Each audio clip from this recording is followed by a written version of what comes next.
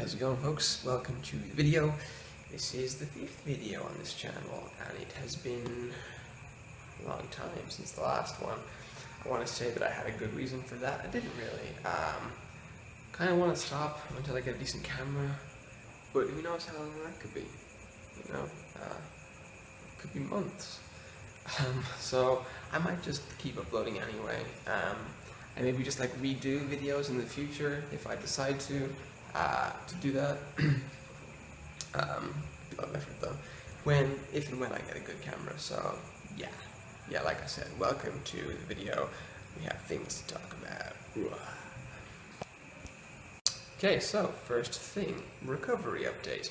My recovery is going really well. I am coming up on almost 3 weeks since my surgery. I went swimming, not yesterday, but the day before yesterday.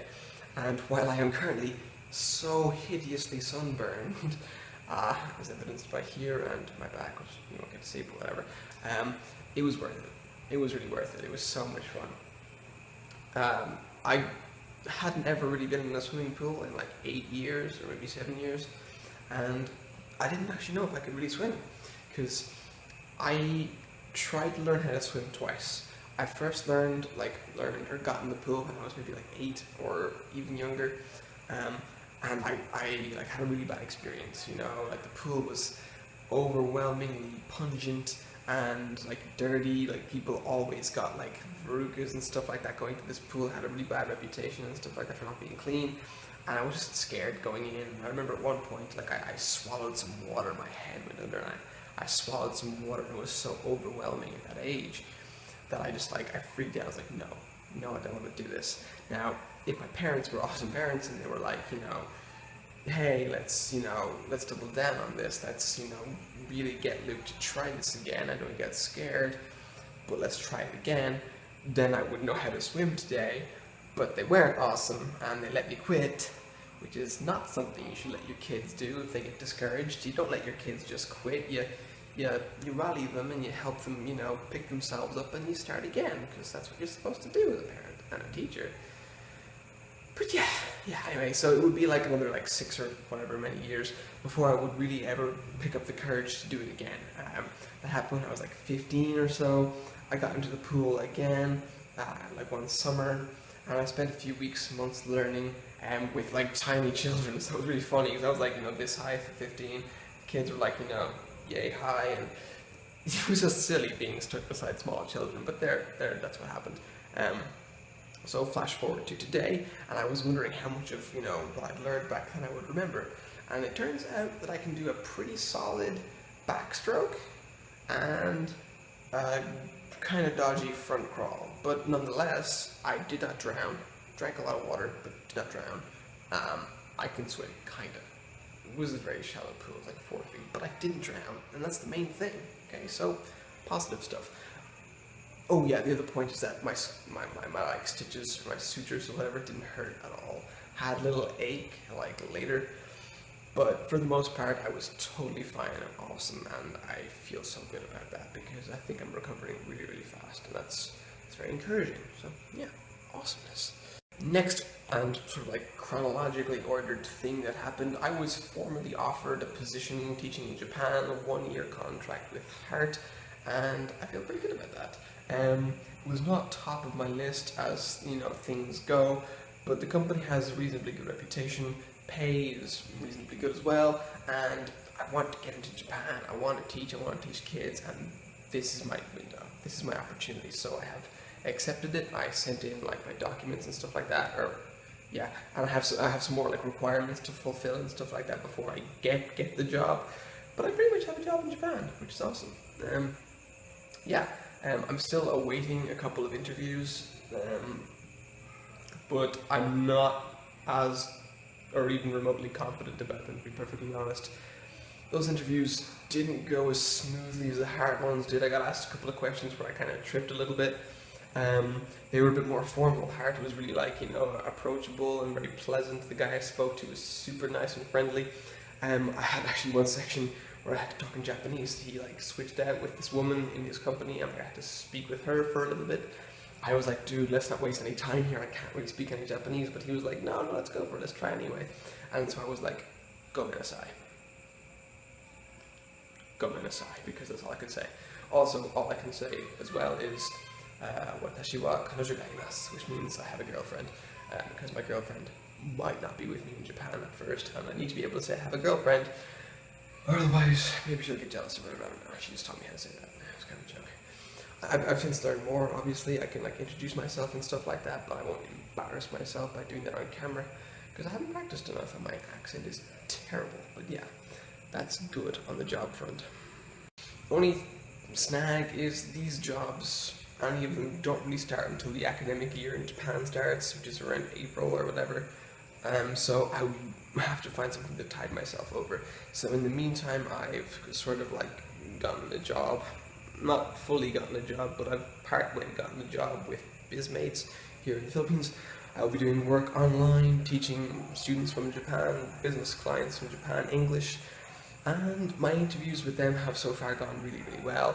I have another interview, it's 2 hours on like Friday or Saturday morning. I can prepare for it, but I'm reasonably confident. I've passed the interview stage, I should say, but yeah, it's pretty good. It's quite straightforward. You know, the company provides you with lessons and lesson plans, and you teach them to the students. You have to like follow student profiles, like their preferences and their personality type and stuff like that. I'm a little nervous to start because I don't want to trip up or make mistakes, because your pay increases after a certain amount of students based on reviews that you get from the students, which is different from the other jobs I'm applying for, and obviously I want to make a good impression with all my students. I want them all to like me and I want to do well. I hope that works out, you know. I'll have a job for like 6 months probably before I move on to Japan, or maybe 5 months, maybe even less, who knows. That's good too. I will at least be able to save a little money, tread water while I stay here.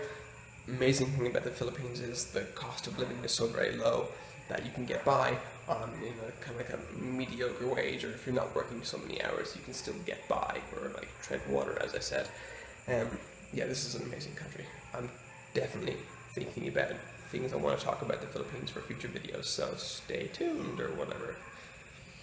Finally, in terms of my little life update, story update, I got an email today from the head of the department in my college, or rather the head of my course, also the head of the department, telling me formally that the exam board has made its final decision about my thesis, and that I have been successfully awarded a Master's of Arts in Teaching English to Speakers of Other Languages. So I have a master's degree.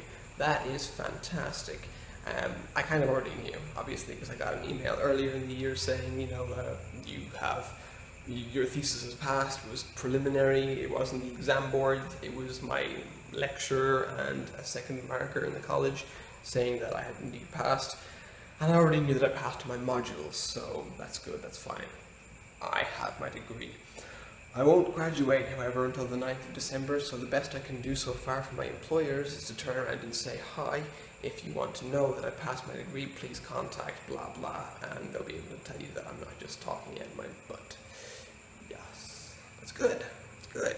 Progress and whatnot, yay! No, lastly, I want to talk about something that I've seen online, kind of trending a little bit. Story about Eugenia Cooney, who is a pretty popular vlogger, YouTube personality, someone who is suffering pretty clearly and sadly from an eating disorder and body image issues.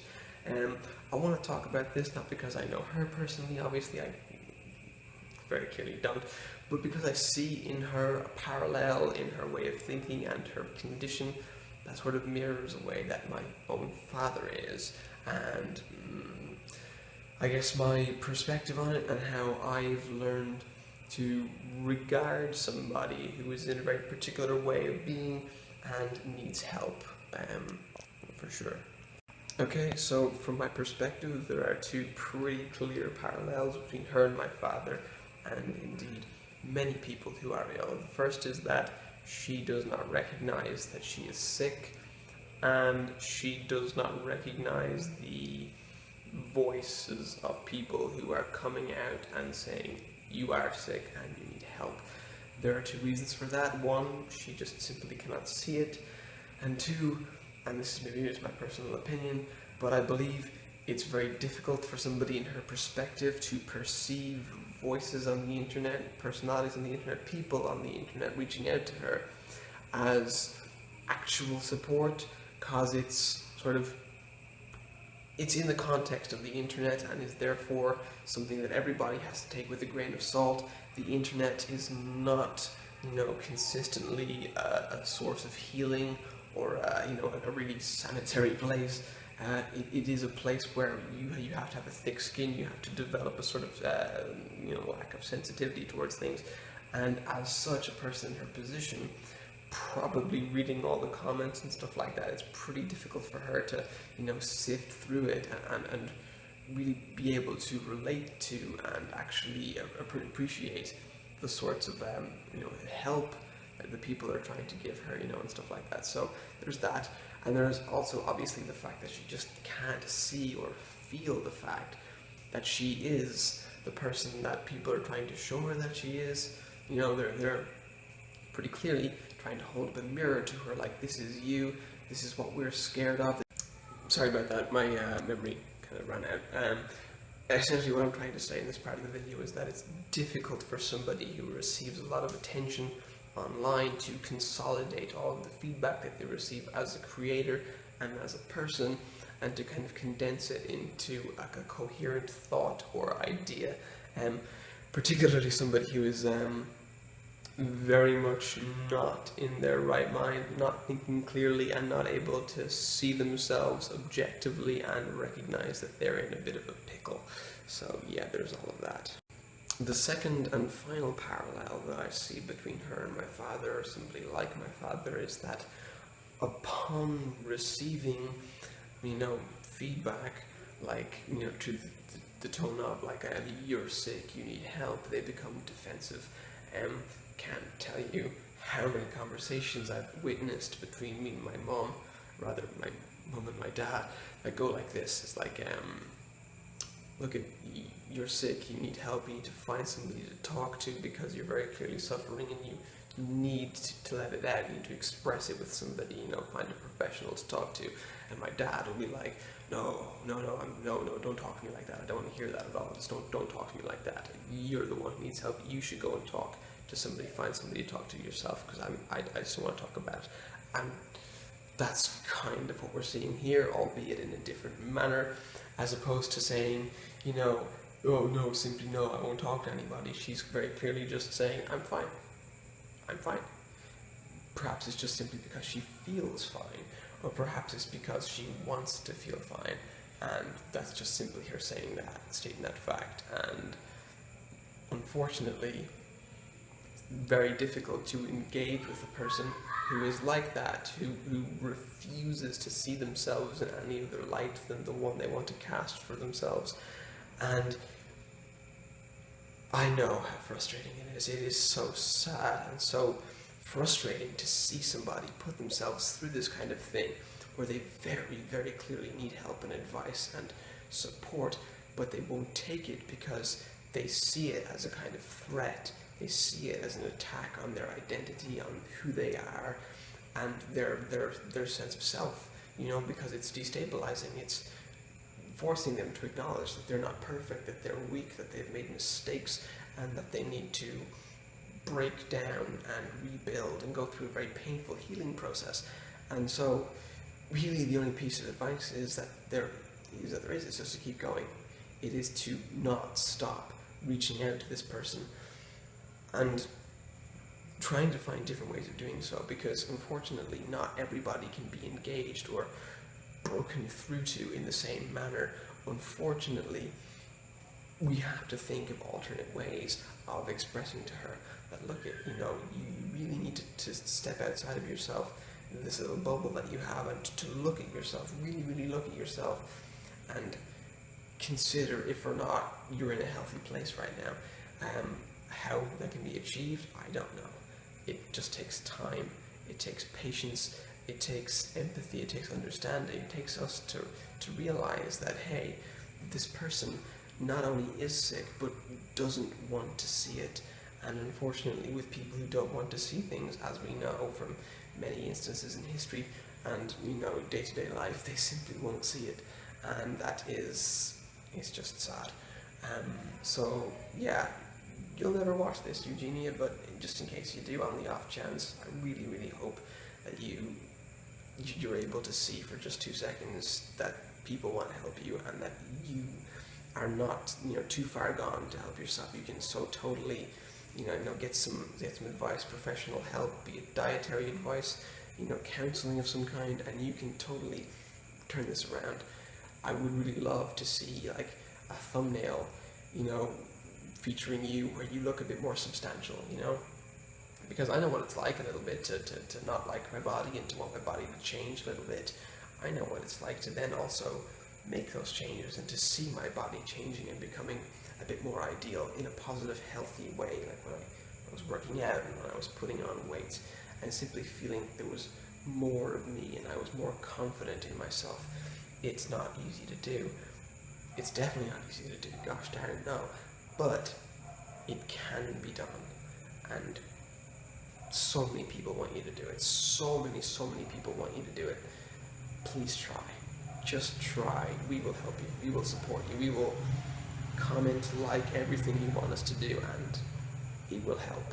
Hopefully it will help. I don't know what to say. That just was on my mind. Okay, so good luck, I guess, if you've seen this, or if you do see this or hear about it. Good luck. Don't give up. Please just try. Try to recognize the situation that you're in. Try and help yourself. Ask for help. Do that as well. Ask. There's no shame in that. Not at all. So just, yeah, I hope this made some sense to you. As for the video, this is the end of the video. Hope you thought some thoughts, and yeah, that's it, yeah. Take care, lads.